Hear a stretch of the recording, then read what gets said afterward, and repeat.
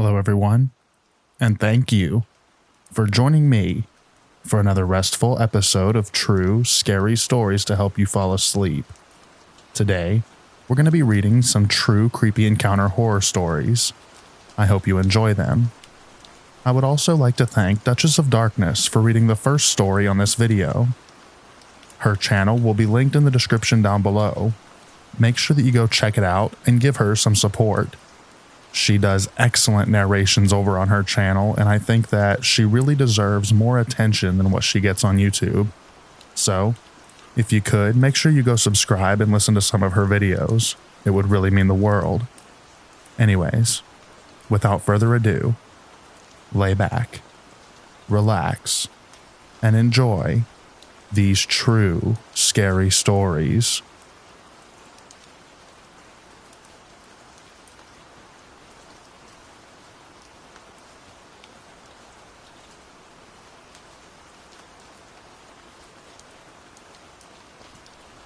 Unwelcome guest with a sickle. This happened when I was 4, so I don't remember all the minor details, but my mom does.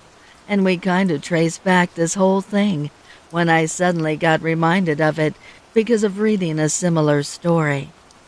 I'll try my best to explain and add the bits from my mom's memory. We used to live in a very rural area at that time and owned a small farm. Most people in that area had their own farmlands, but the houses were located about 5 miles away from the area where all the farms were. It was the time when we had only one cell phone that my father used to keep with him all the time, and no landline at our house.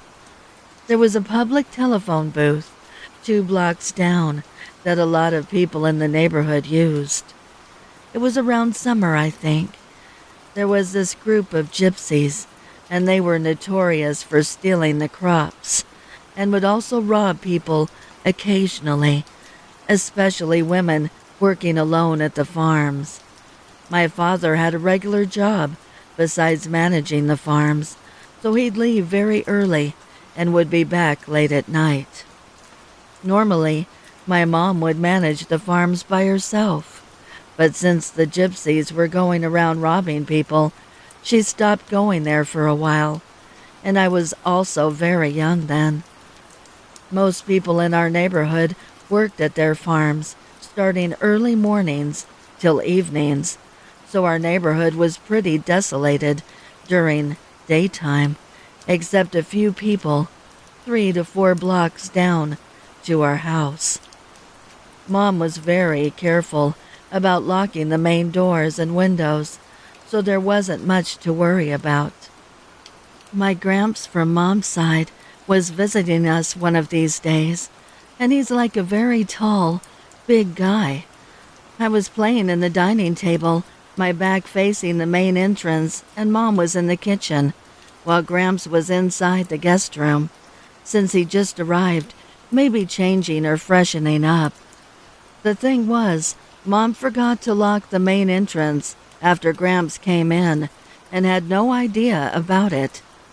I was facing my mom telling her about whatever little me was doing, and she was facing the entrance, and I clearly remember feeling terrified by the sudden change of expression on my mom's face. Now that I'm more aware of the wide range of emotions than a 4-year-old, I can tell you it was a mixture of dread, shock, and pure anxiety. She left whatever she was doing in an instant, and now she was standing between me and the entrance, shouting with a kitchen knife in her hand. As I peeked from behind her, there was a woman, and she had a sickle in her hand inside our house. She was standing there, trying to make a conversation as if that was normal. She definitely thought that we were the only people in the house. She was wearing lots of metal jewelry and stuff the gypsies there wore. Mom was telling me to run to Gramps, and I was crying, not wanting to leave her, because I could probably sense the danger. It's only been like 2 minutes, and my Gramps came running and yelling from the room in the far back, and she was still trying to pretend and telling stuff like she just wanted some water, and this is a pretty house. But now she was also backing away, more yelling and shouting from Gramps and Mom, and the woman finally left. My mom locked the entrance, and now my Gramps was trying to calm her down, as she was shaking a lot. My mom told me later that the most scary part was she couldn't even notice the woman getting inside. I could have been seriously hurt or possibly taken hostage if she noticed a bit more late. And the woman didn't even flinch when it was just my mom shouting at her, so she was not scared of her at all and was most probably looking for an opportunity to take her on. My mom has a small build, and that gypsy woman was tall, like much taller than my mom. No wonder she was prepared to take her chances.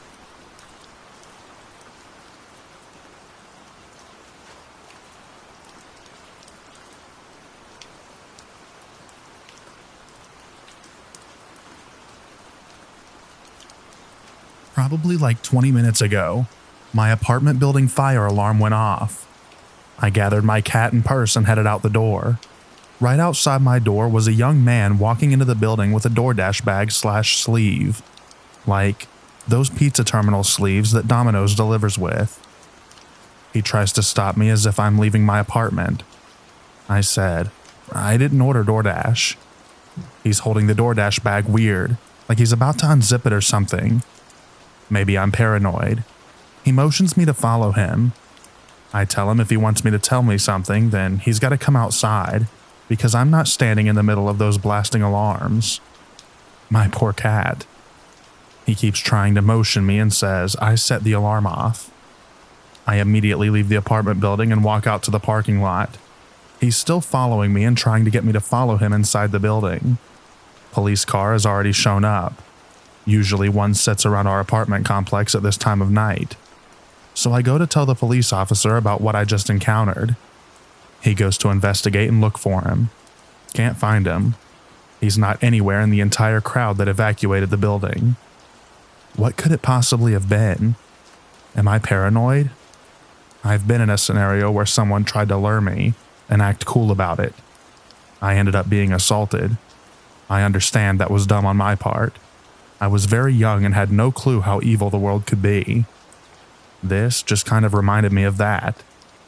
I'm worried he knows where my apartment is. I got inside after everything was cleared and inspected my entire house twice. I'm paranoid. What could that have been all about?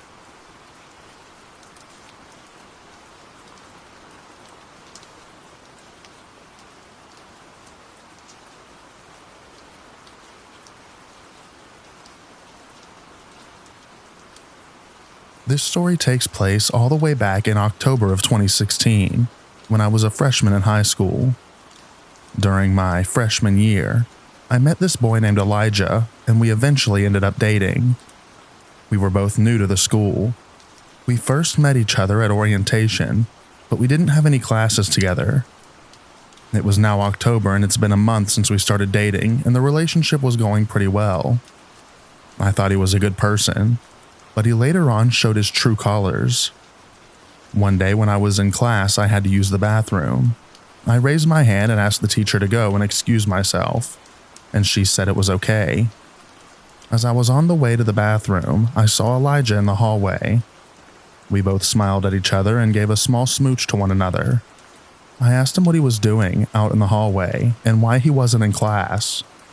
He told me that he was disrupting the class and he had to take a break. I rolled my eyes while laughing after he said this. I then said to him, I'm going to use the bathroom now. I'll see you later. He said back, yeah, I'll text you. I then entered the bathroom, which was right next to his class. I went into a stall and I was doing my business. I was in the stall for like a minute and a half when I suddenly heard the door to the bathroom open.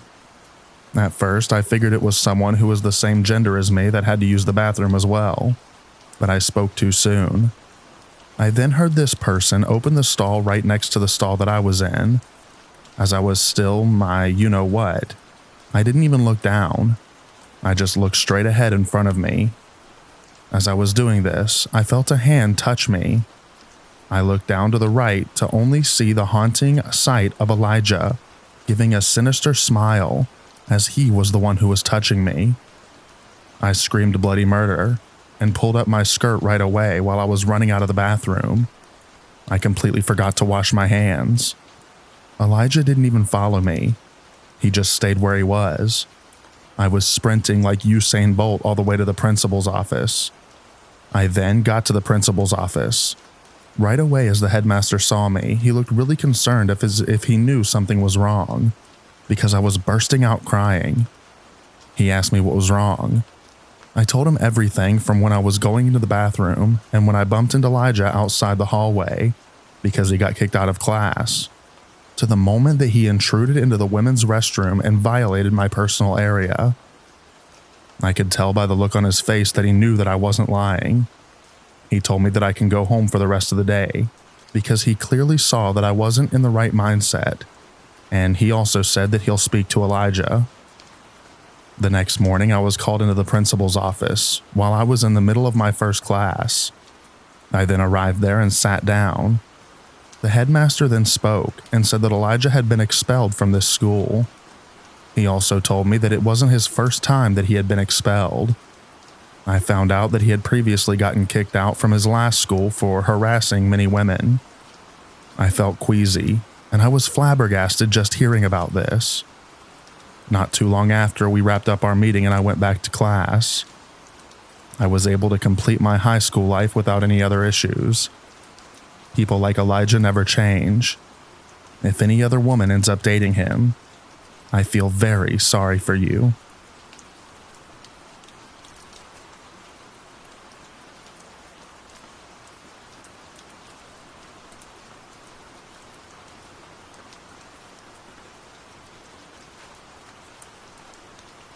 Hi, I'm Patrick Beverly. You might know me as an NBA basketball player. I most notably played for the Houston Rockets. I am now playing in Israel. Before I went pro, I used to do some naughty things, like selling drugs to different people. I only did it because me and my mother were poor, and we wanted to make it out of the hood, which we did eventually. We lived in a rough neighborhood in Chicago in a one-bedroom apartment. My mother worked 3 jobs getting paid on minimum wage. Yes, that is how poor we were. My aunt and cousins would sometimes take turns watching me as an infant. When I was getting older as a kid, my mom would date a bunch of drug dealer boyfriends. This inspired me to sell drugs. One night in August of 2008, I met up with my homeboy named Donovan. I sold him some dope and smoked it with him. I don't remember how high I got, but I do remember that I went off the rails that time. After finishing that deal, I went home in my white Dodge Magnum. I was really driving under the influence. It was a huge mistake that I made. While I was driving while being on another planet, I approached an intersection. There were no cars in front of me. I thought the light said green, but in reality it was red. As I was crossing the intersection running the red light, I collided with another vehicle. My car flipped 3 times. I was not wearing a seatbelt and the windows were down. My mindset was now coming back to real life, slowly. I don't even know how I even survived the crash. I was able to climb out of the car without a scratch. I heard someone call out to me in front of me. As my eyes were still adjusting from all the weed that I smoked, I saw a guy standing outside next to a car with the hazards on. He said that he had my phone after it flew out from my car. I said to him to call the ambulance, saying it loudly as I was still trying to catch my breath. I remember the EMT arriving and I told them my story. They were even amazed at how I was still alive. I later on healed from the physical trauma, but I suffered an emotional scar that has not healed to this day. A few weeks after the car accident, something even more tragic happened. I was driving a new affordable car, and Donovan was in the car with me. We were just shooting dice at a corner street. We were now driving to a park. We hung out for a little while, and then I decided to go back to my grandmother's place. I kept insisting for him to come with me, but he told me that he'll meet up with me later. I just left by myself, leaving him behind. This would be the biggest failure I'd ever made in my entire 36 years of living. Not too long after driving off, I got a call from a nearby hospital, and I was told that Donovan had been shot multiple times and had died. I was at a loss for words. My brother-like figure had just died, and he was the closest person to me in the world. I then phoned my mom, and she even started to cry like a big baby. She told me to pick her up, and that we will go to the hospital together. We got to the hospital and we had to identify Donovan, because he wasn't carrying any ID at that time. I should have never brought him over there in the first place. I didn't know what I was thinking. I would have nightmares for 2 months straight. I know this sounds crazy, but after Donovan died, I would sometimes talk to him like a ghost. I was basically talking to air. 2 days after he died, I got a call to play pro basketball in Ukraine. I was 20 at the time. The reason why I wasn't in college at that time is because I had academic issues. I would also have constant insufficient grades, and I was suspended from school for some time because I hired and paid someone to do a college essay for me. Although he did it, he later ended up snitching on me about this. At first I kept denying it, but I eventually owned up to it, and I accepted full punishment for it. Nevertheless, I accepted the contract because there was nothing else I loved more than basketball, and I would actually earn money playing basketball as my family could use the money I would earn.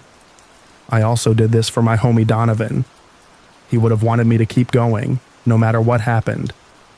I know how proud he is of me in heaven, after all the accomplishments of making the NBA, and having some accolades along with it, which included getting 3 All-NBA defensive teams. I love you, Donovan, and this story is for you. I'll see you soon and we will reunite in heaven, but I still have a long way to go.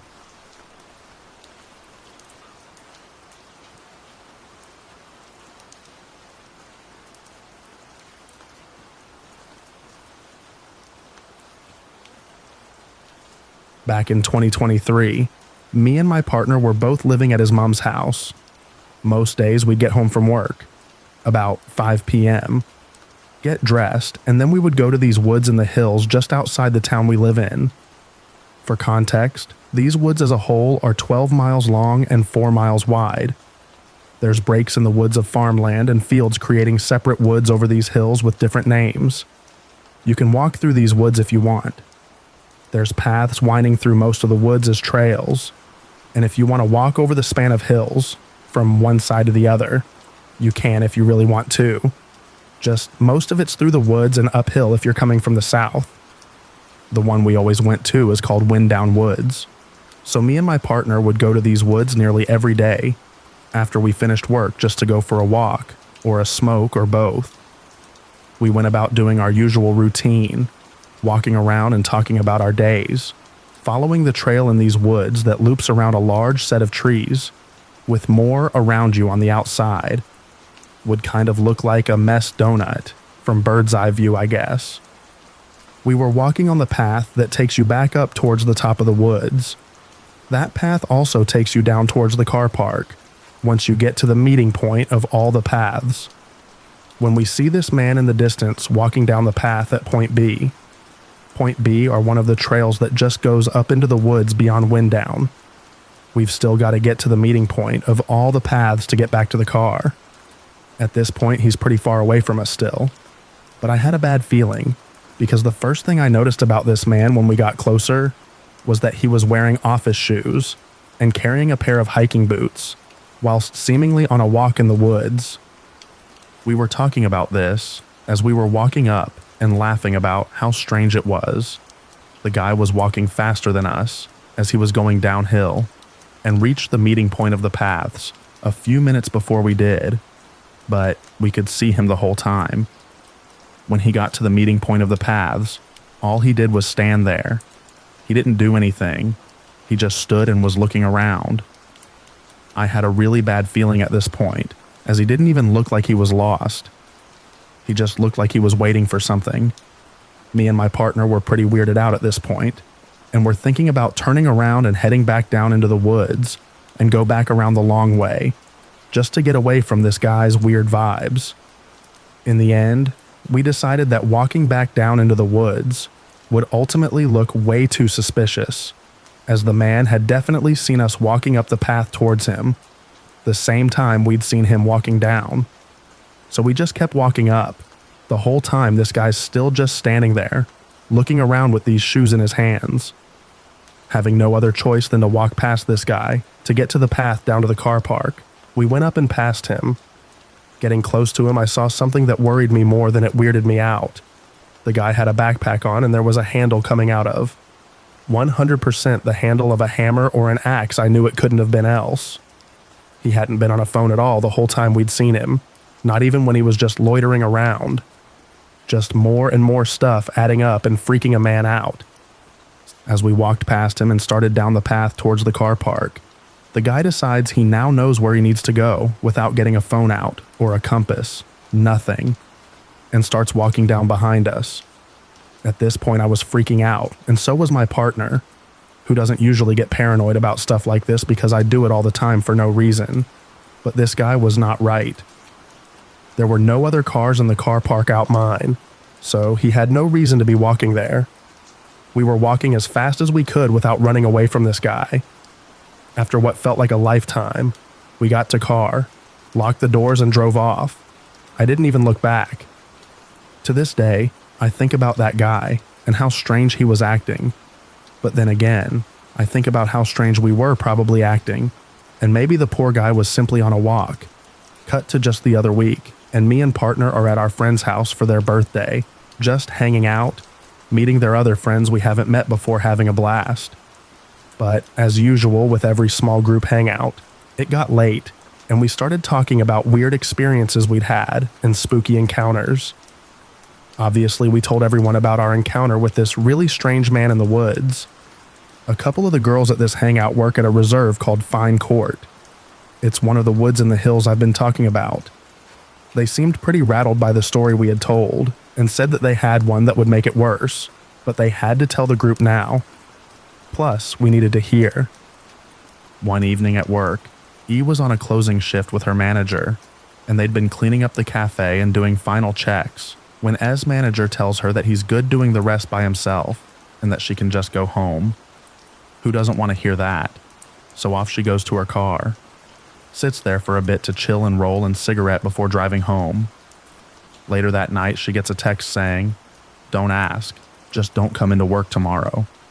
E finds out that after she left work, her manager had finished cleaning up like he said, and gone to his car to leave. Getting into his car, a man approached him from out of the woods, and started wrestling with him, trying to steal his car keys. Managing to get the man off and get into his car, the manager drove away and called the police. After talking to police, they connected some dots of a call they'd had earlier that evening from a concerned neighbor living in a village a couple miles from Fine Court, reporting a suspected burglary of one of her neighbors. Another call from a mental health institute in a town about as far away as ours from these woods from the opposite direction, saying one of their patients had escaped. Turns out, after the police put the whole story together, this man escaped, got a haircut, and then walked miles to this village in the middle of nowhere. Broke into this house he thought was abandoned. It was actually the home of an elderly couple. The man was completely disabled and wheelchair bound, and his caretaker was his wife. The man actually murdered the elderly lady and just left the man in the house before leaving and walking into the woods, wandering around them and looking for someone with a car he could steal. That's when he ended up at Fine Court and tried to take S manager's car, running off into the woods again to find someone else. Me and my partner are so sure this is the same man we saw acting suspicious at Winddown all that time ago, as their story was from the same month as ours was, and the time frames matched up perfectly to when we would have seen him after he had tried to steal the manager's car and ran back off into the woods again. The police caught him the next day just wandering around in the woods up there. He was following us back down to the car, but who's gonna jump two guys in an open space where one of us could have easily made it to the road? I think he was trying to freak us out and get us to go back into the woods when he stopped at that meeting point and was loitering around. IDK. This still horrifies me to this day, and I just needed to get it off my chest and share this with someone.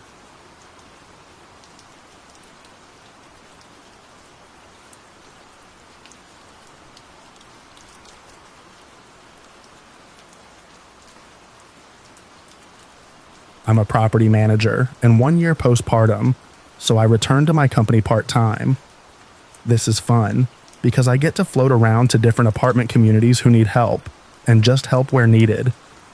In September, I helped at a property about an hour from my house. It's a bit of a drive, but fairly small property with relatively no big problems, so easy money for the day. I'm covering for a manager out on vacation, and of course it's the dreaded 6th of the month. This means I'm handing out late letters and making calls, unfortunately. Definitely not my favorite part of the job, but it is necessary. The one thing I hate about floating is the residents don't know me well, so I'm delivering late letters and calling, and they don't even know me. Again, not my favorite part of the job, but has to be done. So here we go. I had about 10 late letters to deliver. All was going normal and fine. Some people answer the door and say, "Yep, sorry, I'll have it paid on such and such date." Another person didn't answer, so I left info on door, but they flipped me off as I was walking away. All pretty normal stuff that comes with the job. I get down to about the 7th or 8th person. I walk up to this apartment, and I can tell from the outside the occupants have absolutely destroyed this home. I smelled cigarettes, cat urine, and general mustiness before I even knocked. All blinds were broken, blankets up in the window, all the works. I get up to the door, do my normal quick knock, waited about 5 seconds and was ready to post notice to door. Right as I was folding it up to put it between the door partly swings open. A gentleman wearing just his boxers and a cigarette hanging out of his mouth opens the door, but doesn't unlatch the security lock, so door's not opened all the way. "What do you want?" he says as he's giving me a death glare, but also looking me up and down inappropriately at the same time. I explained I was just here to deliver the late letters and that I would be on my way now. As I'm explaining this, I notice he keeps looking over his shoulder, as if someone is standing next to him behind the door. I find this odd, as if someone is hiding from me, especially because this gentleman won't open the door all the way. I hear some whispering and now I'm sure he is communicating with someone. The gentleman in the doorway asks me to wait and says he has things in his apartment that he needs looked at. I explained I was just there for the letter, but that he can send photos into the office and that I would get work orders in. He begins complaining about our maintenance team and states he really wants someone to take a look in person. At this point, I'm feeling really uneasy. Typically, I would enter and help no problem. But between the looks this guy was giving me and creepy who knows who behind the door, I'm just not feeling safe at this point.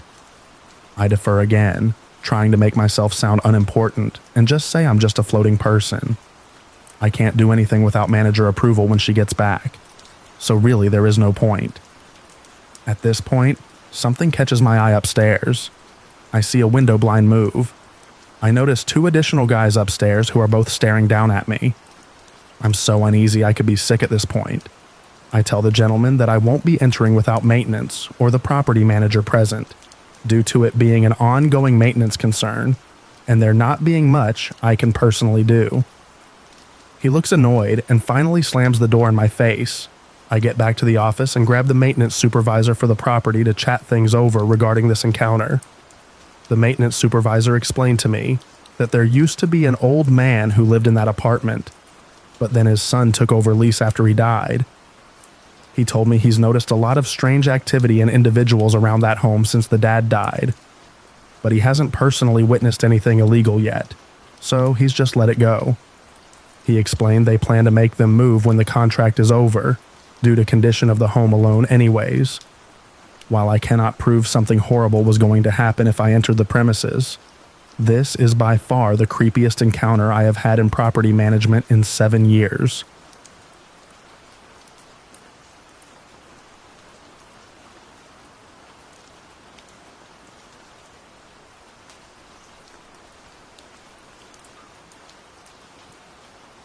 Our night 1. I 20M, pretty small guy, have a routine of walking my dog in the morning and at night, and what happened these past couple nights does not seem normal. At 11:30 p.m., this white BMW is driving down the road, and all of a sudden he slows down close to me. I assume it could be a delivery driver of some sort because other people live on our property. After slowing down close to me, he speeds up again, this time pulling into the house next to mine. I had the feeling he was going to turn around and come back, and he did. This time, rolling up real close behind me. There aren't any sidewalks. He stops for a second and then speeds up again past me. I give him that fight or flight look, almost an angry look, and he parks sideways down the street. At this point, I start running back to our property out of panic, and then he also drives off. Night 2. My girlfriend told me she'd prefer if I went out with another person for safety, and so tonight we went out together instead. Normal walk. Everything's going great except for some paranoia. We turn around to go back home, and I hear this quack noise, like a call or a signal. I look at my girlfriend confused, and her face is pale. I look at my dog, who is normally energetic and protective, and he has his head down and is frozen in place. I look and I see a black figure moving towards us, came out of nowhere. I quickly rush my girlfriend and my dog home, and they speed up just as we do. As we get home, he rides past on an e-bike, wearing all black, and the bike had no reflectors or night visibility. We are both terrified and unsure of what to do. Luckily, we live in an RV on a big property with multiple people, so that's about the only thing keeping me calm currently.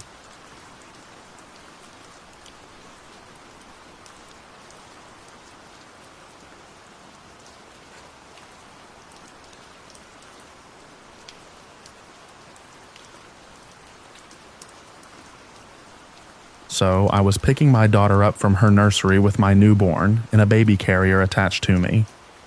My daughter was in her pushchair on our way home on the train. The station next to our house doesn't have step-free access on the platform we get off at. So we go to the next station and get the train back to our station, as this way we can get off on the step-free access platform.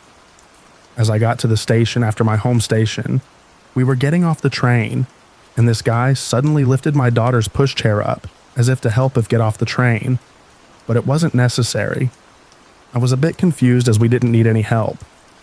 He said, "Let me help you," looking down, and now looking back, probably to cover his face with his peak cap. Long story short, he was following me all around this station. Every time I went to get the elevator to reach my platform, he would follow me. When I went to the main part of the station, he'd follow me there. The weird thing is, he was acting like he hadn't noticed that I'd noticed when I was clearly trying to avoid him. He never made eye contact with me. I was petrified as I had my 2 very young children, 23 months and 3 months old, with me. To make a very long story less long, I typed a message on my phone that I needed help and showed it to a staff member at the station, as I didn't want to create a scene or the situation to affect my daughter. The staff member helped me get to my platform and catch a train, ensuring the creepy guy didn't get the same train as me. He literally hopped on and off after me until the train left. I am shaken up, worried for my children, and feel like I need to change my route, feel paranoid. It wasn't a one-off. It was like dead obvious that he was after me for something, but didn't make eye contact with me at all. I am just curious why people think this guy was following me blatantly, but wouldn't make eye contact with me. Surely if he was trying to scare me, he would have stared at me to be intimidating. But he was being blatant and acting like he wasn't after me at the same time, and his behavior was very confusing. Maybe he was just stupid and didn't mean to be blatant, but it was way, way too obvious. Surely no one can be that dumb if they're trying to be discreet.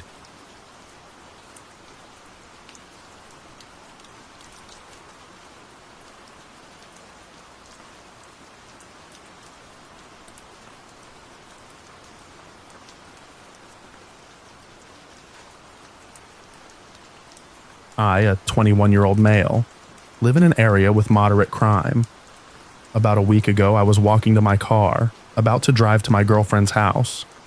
This guy, who was decently far away, yells out at me asking for a cigarette. I shout out nah, and I continue walking to my car at a brisk pace. By this point, however, he's running up to me. He tells me I have a nice car, asking me how old I am. I told him I was 21. I was getting in my car and starting it, and he tries to converse with me. He then asks me to go to the corner store and grab him some cigarettes. I said no, and I gave him $3 with the intention of making him go away. He did not.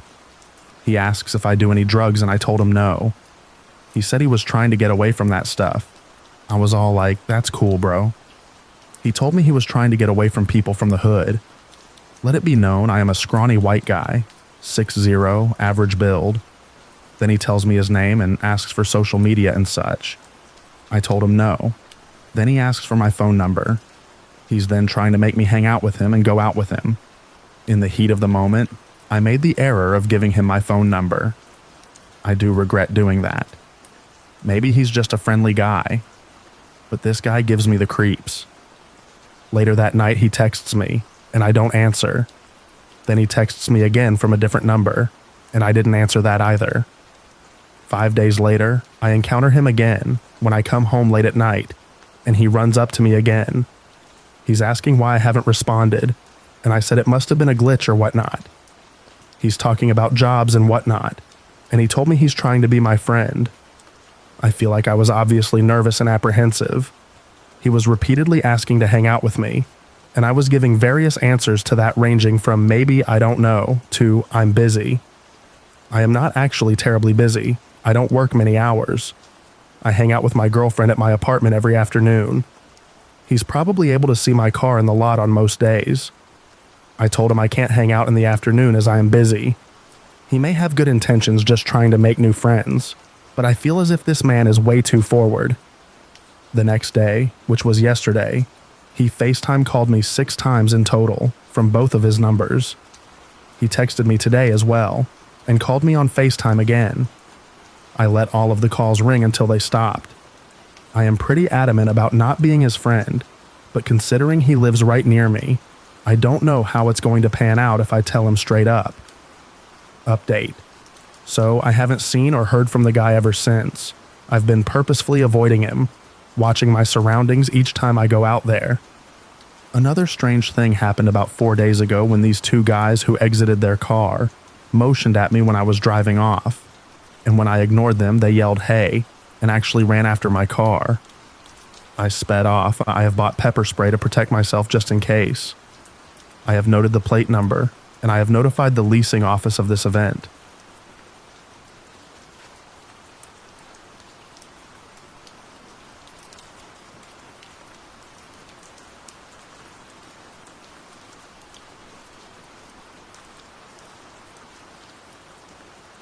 There's this beautiful park near my area where I love to go for walks with friends, even after the dark.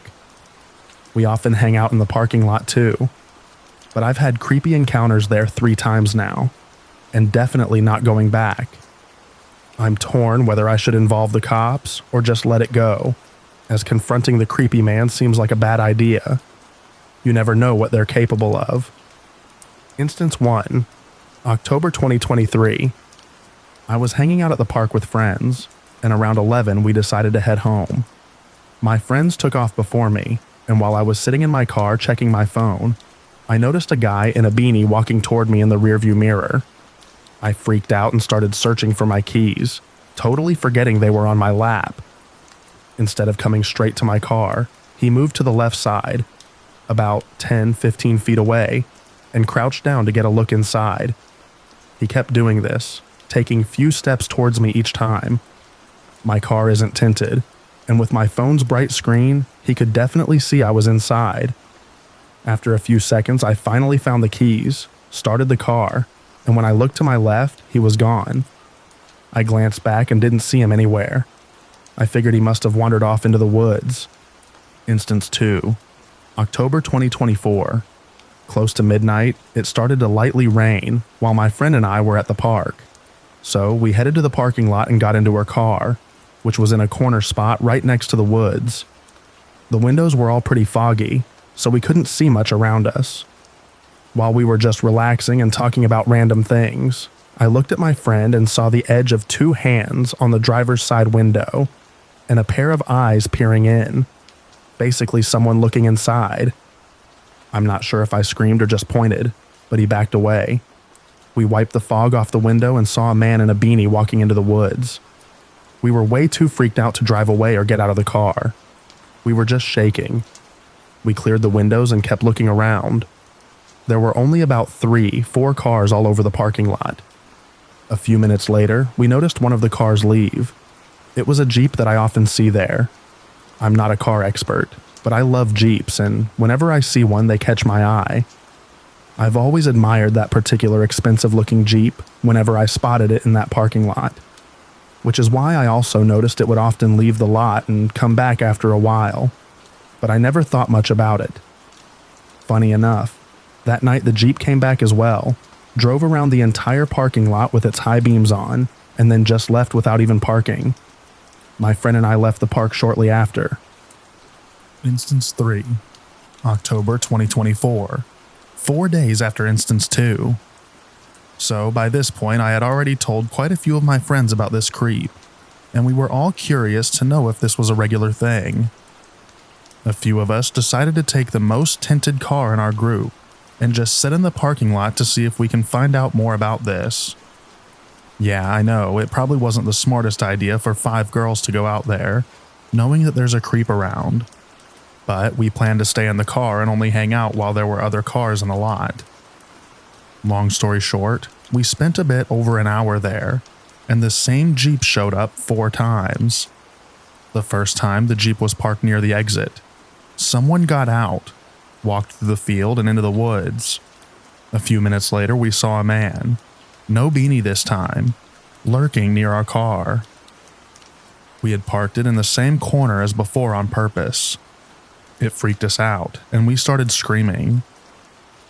Another car pulled into the lot, drove by us, and the creep was gone. A few minutes later, we saw someone get back in the Jeep. Instead of leaving right away, he drove around the entire lot with the high beams on before finally leaving. About 10 minutes later, it came back. He just drove around and parked a few spots away from us. This time, no one got out, and the Jeep left within seconds. After another 15 minutes of it not being back, we decided to check another parking lot nearby. We couldn't find it there, so we headed back out, thinking that was it. But as soon as we got back on the main road, the Jeep was in front of us and headed back to the original parking lot. We had to go back in, but this time we parked in the middle. The Jeep was by the exit again. Someone got out, stood outside for a bit, but then got back in and left. He didn't drive around the lot this time, maybe because no one was parked in the corner. We drove around the area for a bit and decided to check the lot one last time to try and get the license plate. Of course, the Jeep was back and parked in the same spot near the exit. It left right after, but not before doing another slow lap around the parking lot. I managed to get the last 3 digits of the plate, but it was dark, and I was way too freaked out to catch the whole thing. At that point, we figured it was time to call it a night and not push it further. While we were driving by the entrance of the other lot we previously went to check, we saw the Jeep leave. It then took a left turn to what it seemed like a parking lot of a playground.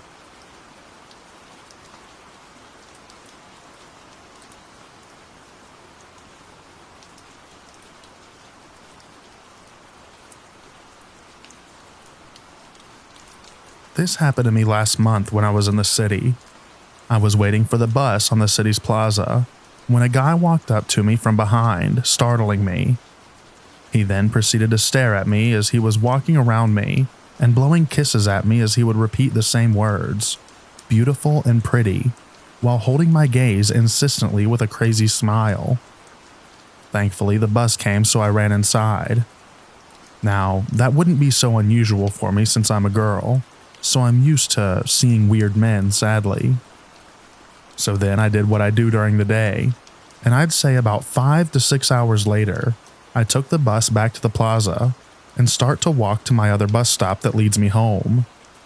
And as I'm walking, I can hear the same man following me very closely and making kissing sounds and calling me beautiful and such.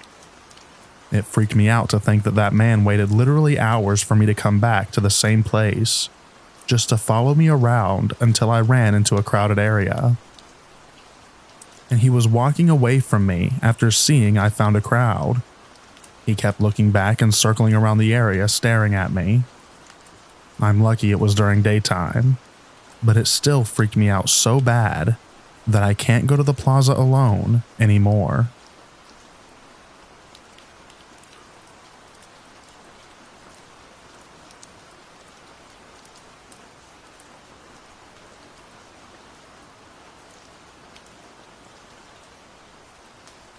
This happened to my dad back in the 1990s. He parked his car outside the CBD area to avoid mid-morning congestion. However, the parking lot was quite isolated, and he had to walk around through some empty city blocks. Halfway came two guys walking quickly towards him. He didn't look at them directly, but sensed that something was very wrong. He kept his steady walking. One guy whispered something to the other, and they came very close to him. Suddenly, they sped up and left him behind. 5 minutes later, two policemen came running towards my father. They stopped, described the two men, and asked whether he had seen him. He replied yes and showed the direction they went. One policeman said, "You are very lucky. These guys had just robbed and murdered a taxi driver." My dad was a retired Army lieutenant colonel, and I believe that his posture or something like that probably saved him.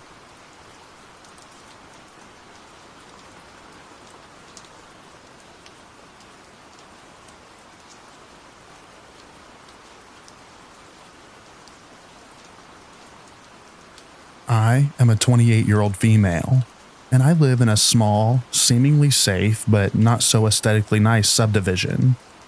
My partner, a 30-year-old male, works in law enforcement, so I'm home alone many nights throughout the week. A few months ago, we adopted a small dog, and since I work remotely, I frequently take our dog on walks throughout the neighborhood for exercise and to help with potty training. We've lived in the neighborhood several years, but normally do not walk the neighborhood much, so we don't know many of our neighbors. Now that I go outside more, I'm beginning to meet more of our neighbors. Usually it's a simple hello in passing, but there are a few neighbors that I now speak to frequently. Everyone seems harmless and friendly, except this one neighbor who I'll refer to as Bob, approximately 50 years old and male. One day I was out walking my dog, and as I passed Bob doing yard work, he stopped me and said what a cute dog I had. He went on to tell me about his time in the military, training bite dogs, how he was shot and had remnants behind in his heart, etc. And while odd, it seemed friendly enough. What I thought was going to be a 5-minute conversation turned into 90 minutes of me smiling, politely nodding, and slowly backing away. I'm going to try my best to retell the conversation from memory, but it's hard because Bob was all over the place, and his stories were not cohesive at all. While specific, they were very over the top and embellished. Because of this, I won't give too many details for identity reasons.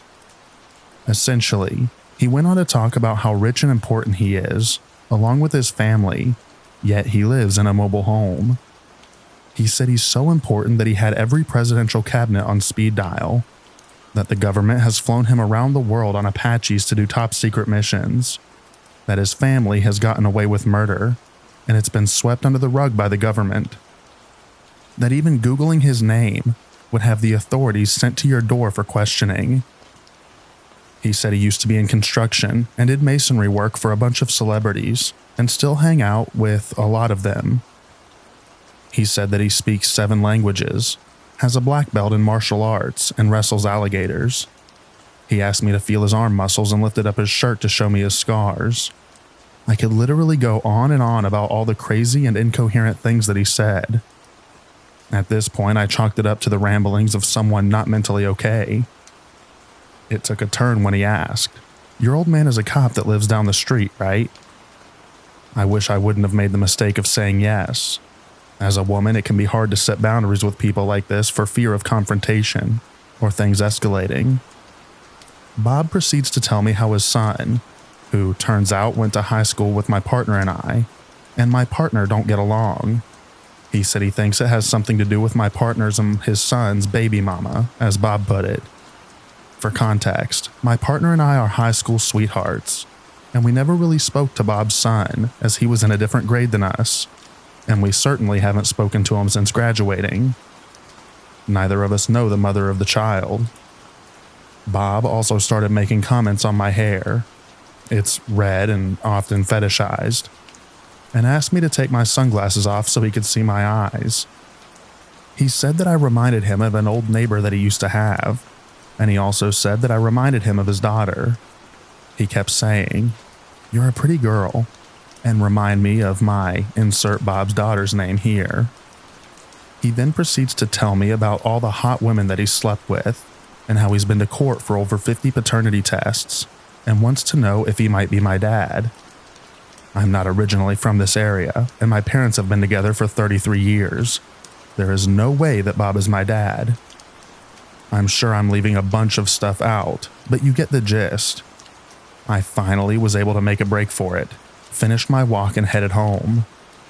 This was about 3 weeks ago, and I no longer go for walks with my dog.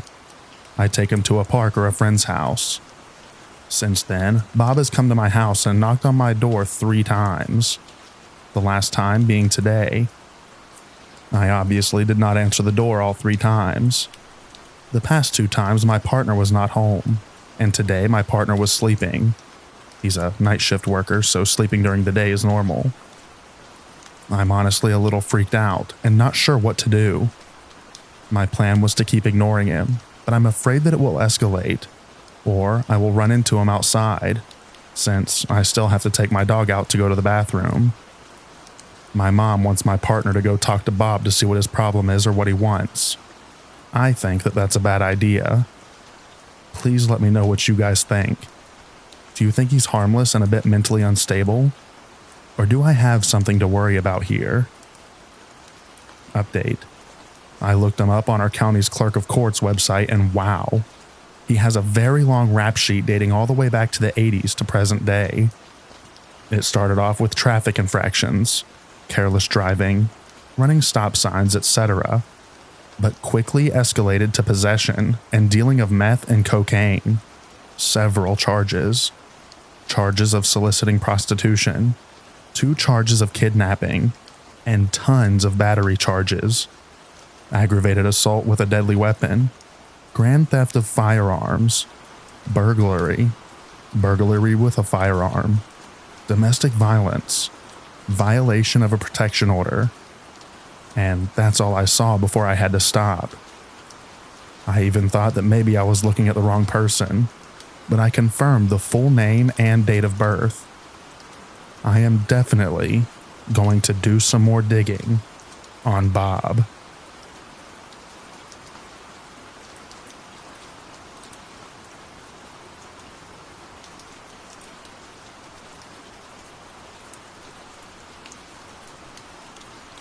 So this happened about 2 weeks ago. I was out late doing Uber and stopped at a Meijer to use the bathroom. For context, this one had 2 bathrooms, one in the front right by the doors, and one hidden in the way back of the store that most people don't even know is there. I went to the back one because it's usually way cleaner. I head into a stall, and as I'm doing my business, I noticed a foot sliding underneath the stall next to mine and seemingly trying to touch my leg. I was a bit weirded out because I didn't think anybody else was in there, but I just figured maybe some guy was for whatever reason trying to stretch his legs. I moved my foot away, and he pulled his leg back into his stall. I finished up and start washing my hands, and all of a sudden I got this really uncomfortable feeling. I look over at the stalls, and there is a bald guy staring at me from underneath the stall. He seemed like he was trying to be stealthy, but also kind of like he wanted me to notice. We made solid eye contact for what felt like 5 straight minutes. I said absolutely nothing, and finished washing my hands and said screw the hand dryer. Pretended I didn't notice and just booked it out of there. Part of me wants to assume that it was some paranoid dude just shooting up, but I'm almost positive that it was some kind of voyeur, or possibly worse.